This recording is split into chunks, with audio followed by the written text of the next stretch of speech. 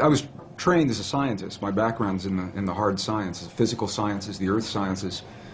In the 60s and 70s, when I received that training, there was no room for the possibility of the kind of things that we're talking about now, the kinds of things that suggest that our inner world and our inner thoughts, feelings, emotions, beliefs in any way affect the world around us.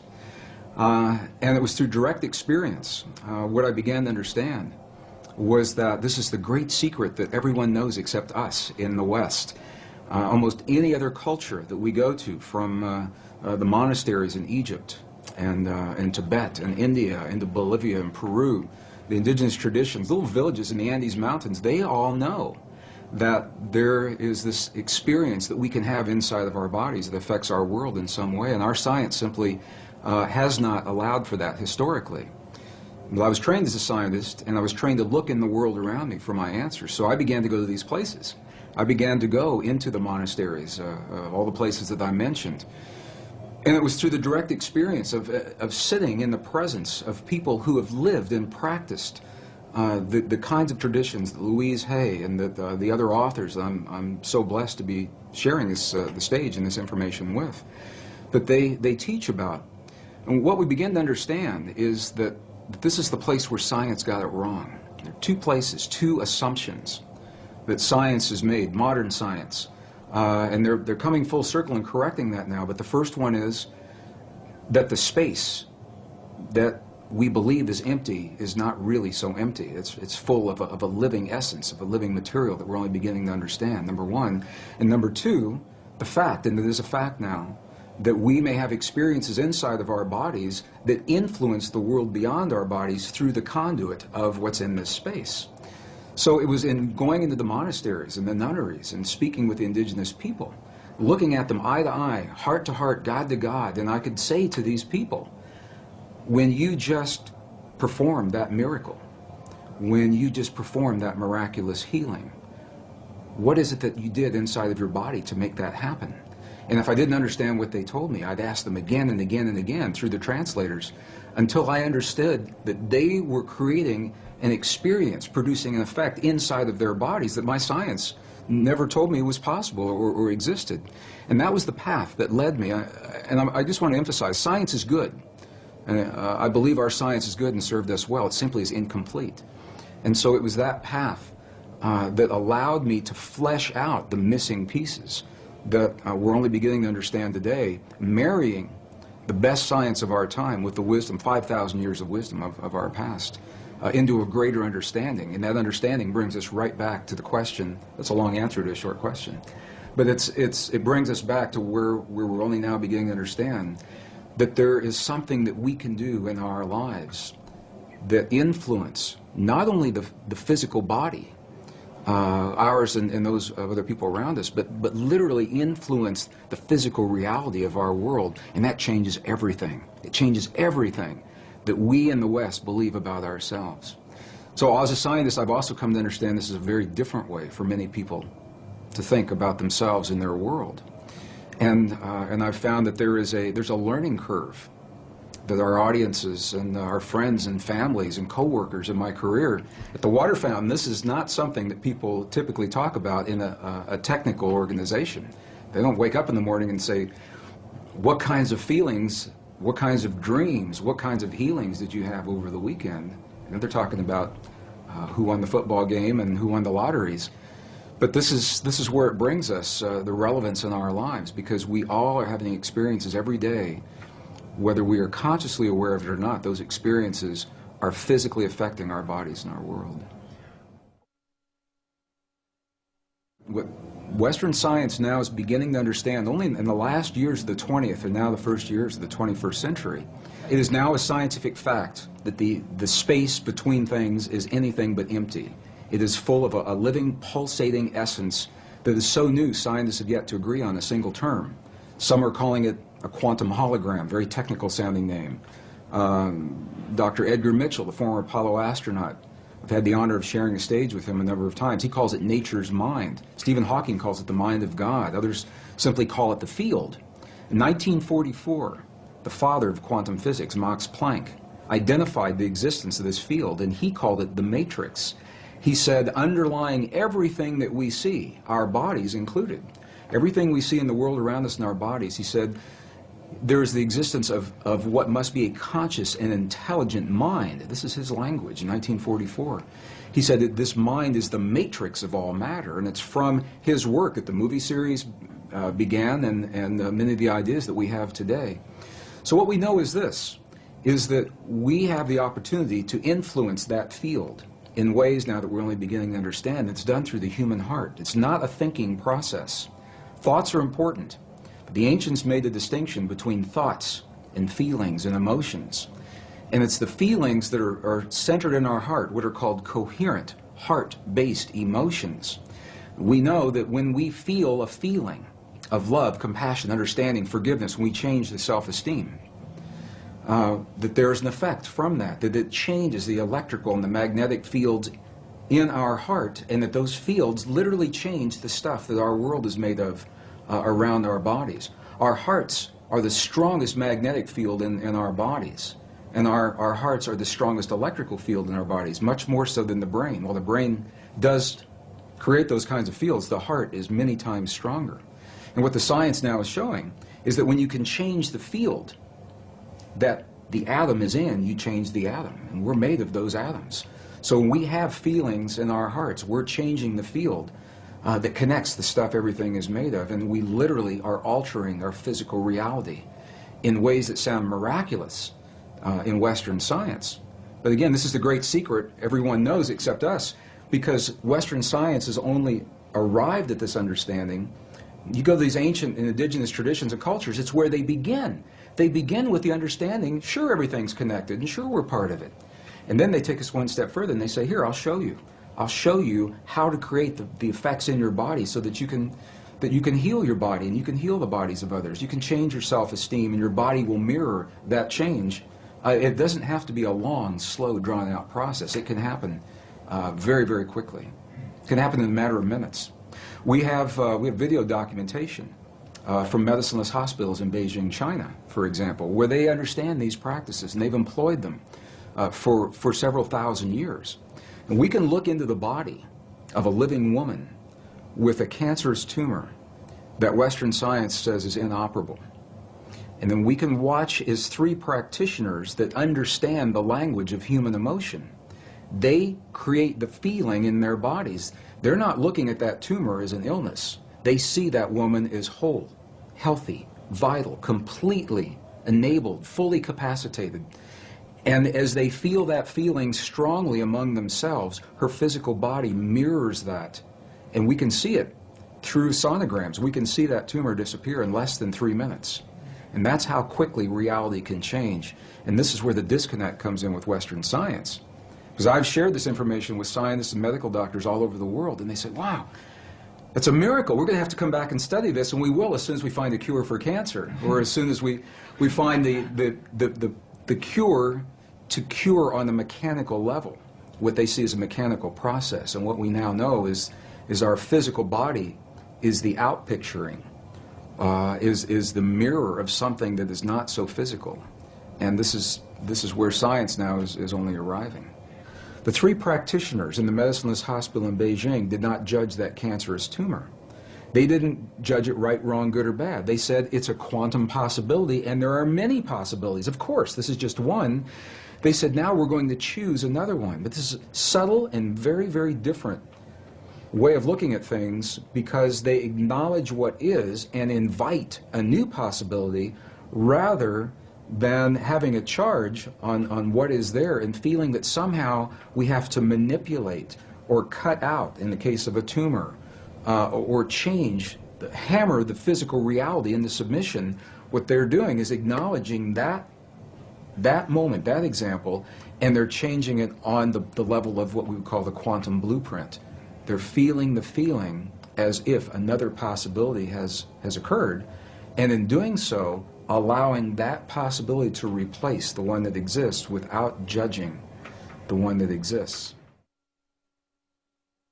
I worked, I was an aerospace engineer in Denver, Colorado during the last years of the Cold War, 1980s, and it was when the famous brown cloud was inundating Denver, and we couldn't all drive on the same days. We had to carpool on different days. And one day I went to an engineer friend's house to do my carpool for that week, and I got there a little early. And I'd never been to his house before, and I said, "Can I use your bathroom?" And I went in there, and he had little Post-it notes of affirmations all over the bathroom, and it said, "My perfect mate is manifesting for me now. My perfect mate is manifesting for me now." We got in his car, and he had little Post-it notes all over the dashboard and the rearview mirror. "My perfect mate is manifesting for me now." And of course, I knew what his office looked like, and it was the same way. He had them all over the walls in the CRT. I said, "Does this affirmation work for you?" He said, "Nah." He said, "It never does." And I said, "Why do you think that is?" And he said, well, look at me. Who'd want to be with somebody like me? I'm just an engineer, you know. He had a very low self-esteem about himself. And I began to think about the way that he was applying those affirmations, and other people have applied them very successfully. And what I found the difference was, for him, it was a thought process that never went beyond what was happening in his mind, in his own picturing, his own self-esteem. And the thought is important. The ancients are very clear about this in the Sanskrit text. They tell us that the thought is the image of the quantum possibility. So in other words, in the realm of all possibilities, everything already exists. My friend's perfect relationship and the worst one he'll ever have. The lightest of the light, the darkest of the dark. Our greatest healing and our greatest suffering, they're already there. And what they invite us to do in these ancient traditions is to reach into those possibilities with our mind. This is the power of the mind. And isolate, we lock in one of those possibilities. So now we have taken it and identified it. However, to bring it into this world, to breathe life into that possibility, is the power of human emotion. Our love for that possibility, or our fear of that possibility, either one will work. To bring that quantum possibility into the particle reality of our everyday lives. We don't have to know that. It sounds very technical. We just have a feeling. But this is the science of, appears to be the science of how these things are working. So this is why our self-esteem is so important. When we feel, when my engineer friend felt that, why would anybody want to be with me, is what he said to me. The affirmation for him was an empty affirmation. It was a thought that had no energy to invite it into this world. And an example of just the opposite of that is I know of other people who have simply made a list of all of the attributes of a perfect partner in life, because this is what many people, I'm using as an example. It works in healing, it works in peace, but we're talking about relationships. They make a list of all those attributes, and then they come from the place that relationship is already happening. What is their life like? How is their life different now that perfect partner is there? How is their evening different? How do they spend their time differently? How do they feel when they wake up in the morning and share their lives with someone? And it's those feelings that they live throughout the day. It's not something you sit down and do for a minute and then you get up and walk away. Rather, it's something that we become. We live our lives as if these experiences have already happened, and in that way we invite them into our lives, and they happen frighteningly quickly for some people. It's amazing. I know people that haven't finished their list, and they go out for lunch or a cup of coffee while they're making the list, and the person that just brought them their lunch is the person that's on that list, and they fall in love and they're married 20 years later. I know people that's happened to. So it's about clarity. It's about specificity.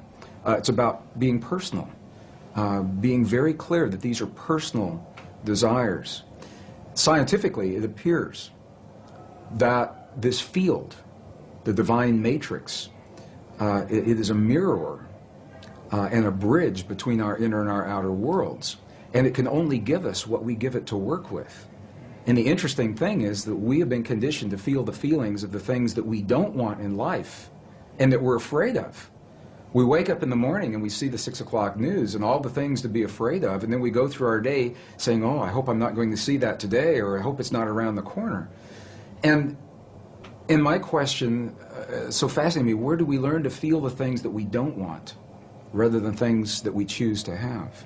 And how would our lives be different if we could cut through all of the static and simply choose in our lives what we would like each moment of each day, or our relationships, or our abundance, or our careers, or the peace in our families to look like? What would our lives look like if we could do that? And there's very good scientific evidence showing precisely what our lives would look like because we would very quickly experience everything that we've created. As a scientist, one of the first things I had to understand, and again, my training, I was trained in the hard sciences, and there was no allowance for any inner experience to have an effect on our outer world to begin with. Number two, I was raised in a relatively conservative community in the Midwest. I was born in Missouri, Kansas City, Missouri. Excuse me, in that part of the world, when you talk about emotions, they kind of get lumped into this nebulous experience. So, thoughts, feelings, emotions are all the same thing. We really don't talk about them much. And by the way, as a male, we don't want to see much of yours. So that was my upbringing. So I began to understand when we go into the other cultures, and I'm referring again and again to this wisdom. We had this wisdom in Western cultures, and it was lost in the 4th century. About 1,700 years ago, it was edited right out of our most cherished spiritual and religious traditions, the biblical edits of the 4th century. It was not edited from the other cultures that we have visited, and that's the value of going into these cultures. And they identify 3 separate yet related experiences that we all have in our bodies, and they literally call them thought, feeling, and emotion. And here's the difference. The thinking, they identify with the 3 upper energy centers of the body. The Sanskrit traditions have a 7 energy center or 7 chakra system that they work with. And they say the upper 3 are related to what we call thought or logic processes. So when we think about something, we picture it in our mind, that perfect relationship or peace between nations. But we can only invite it into our lives when we breathe the power of emotion into that thought. The emotion comes from the lower 3 of those creative centers in our bodies. So when we breathe the power of emotion into our thought, we imbue that thought with life. And those 2 energies meet in the one center that is not accounted for yet in our model. It's in our heart, or what scientists call the 7-layer liquid crystal oscillator in the center of our chest. But we'll just call it our heart, because that's what it does. Our heart is creating electrical and magnetic waves that are influencing the world around us based on what we think and the emotion that we breathe into those thoughts to create the feeling. So now we've just defined feeling. Feeling, by definition, from the Sanskrit tradition, is the union of thought and emotion, creates the feeling. Now what makes this really interesting is that those traditions say we are capable of only 2 primary emotions, love and whatever we feel the opposite of love is. And when you get really deep into the teachings, there are 2 aspects of the same thing. But what they say is when we have our thought, we are either breathing the love of that thought or our fear of that thought to create the feeling, and the feeling then becomes sadness or joy or compassion or anger. Those are not emotions, those are feelings. Now for some people they say, well, you're nitpicking. What difference could it make? And these are the subtle differences between these ancient ways of viewing this inner technology. It's literally a technology, because we can have the same thought or the same affirmation and imbue it with a different emotion and have completely different feelings and create a different outcome. And this is the great secret that was edited out of our Christian and pre-Christian, Judeo-Christian traditions when 45 books were removed in the 4th century. 20 were taken out completely.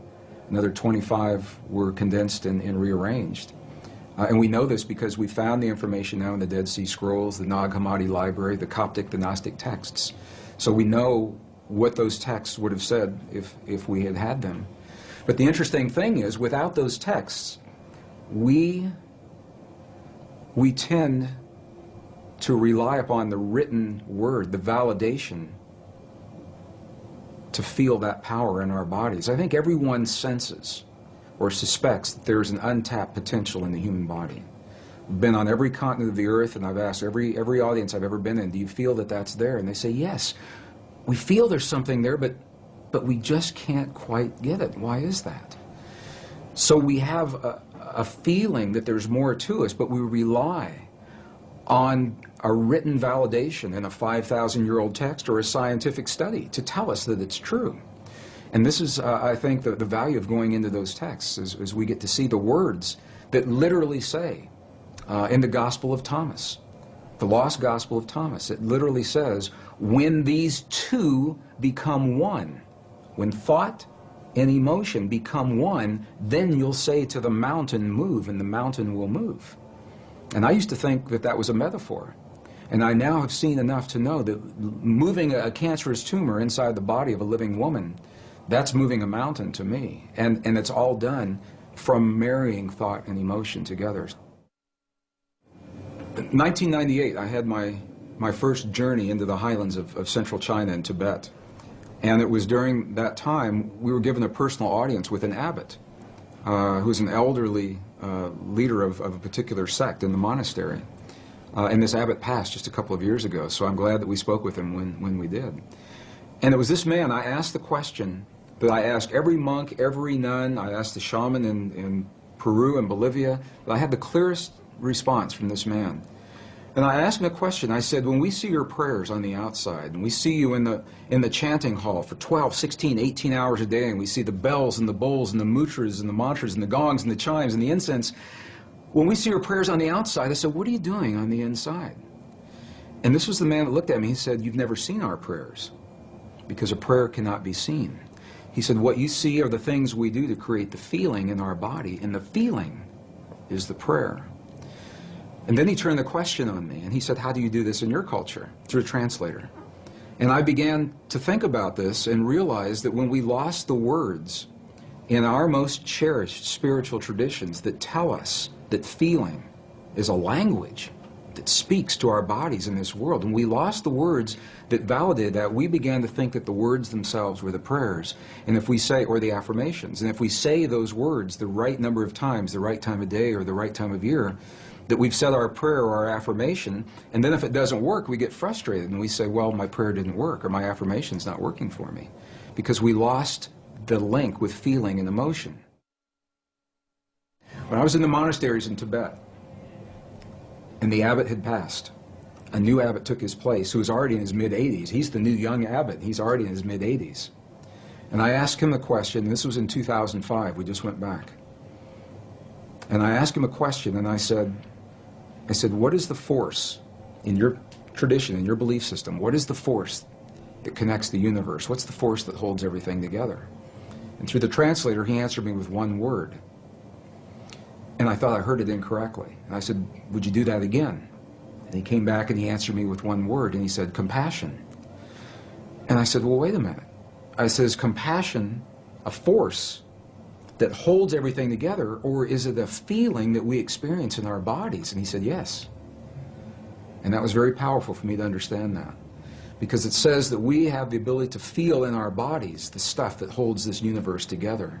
And we're really not so different from those quantum particles in the stars beyond us, or in the tumor that's in front of us, in the suffering of our loved ones, or in the peace between the nations. It's all part of the same thing. The challenge is to make it more than an intellectual exercise. How do we know we're part of all that is? One of the ways that helped me come to that realization, there was an experiment that was done in 1997 in Geneva, Switzerland. Made world headlines. 3,500 reporters from the science journals were there. They documented this experiment, and it didn't make the cover of Time magazine or USA Today, although I think it should have.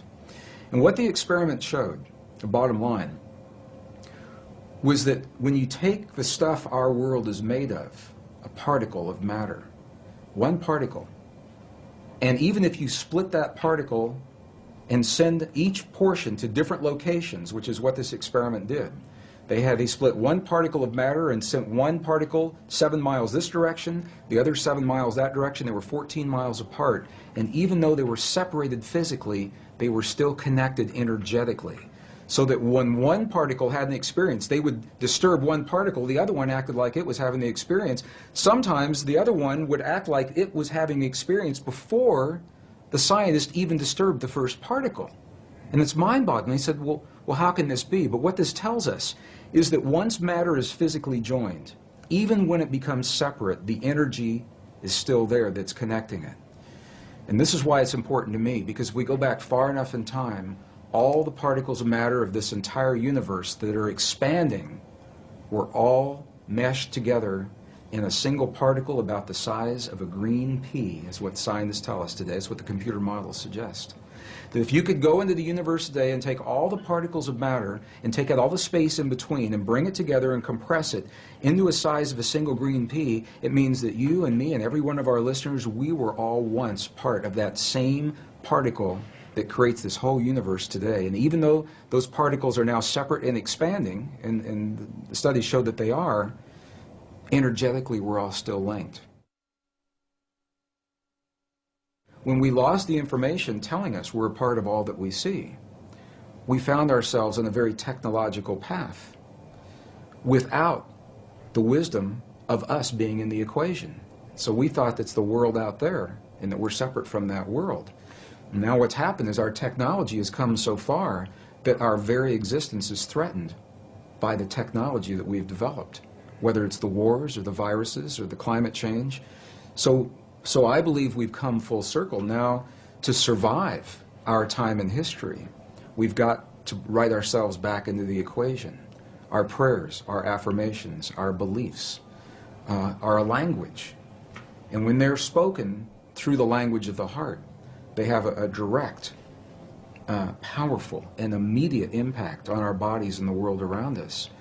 And it invites us to be very, very aware of what it is that we truly hold in our hearts as the truth of our world, because we live that in our lives, from the lightest of the light to the darkest of the dark, the greatest fears and the greatest joys. What we're beginning to understand is that human emotion and feeling and belief is literally a language. It's a nonverbal language that this field recognizes and understands. And the field works in what we call real time. It doesn't know about a few minutes from now. So if you say in your affirmation, 20 minutes from now, I'd like for my perfect mate to manifest for me now, it doesn't know about 20 minutes from now. It is a real-time application. And this is why the key, and this is what the ancients say, and this is what the monks and the nuns tell us real-time today. They say to be very specific about what it is that we're choosing to have in our lives, because what we're doing, and it helps if we understand this, what we're doing is in the world of quantum possibility, in the soup, the nebulous soup of all possibilities, what we're doing is we're isolating, we're locking one into place. And if we're not specific about what that possibility is, then how can the field be specific about what it is that it gives to us?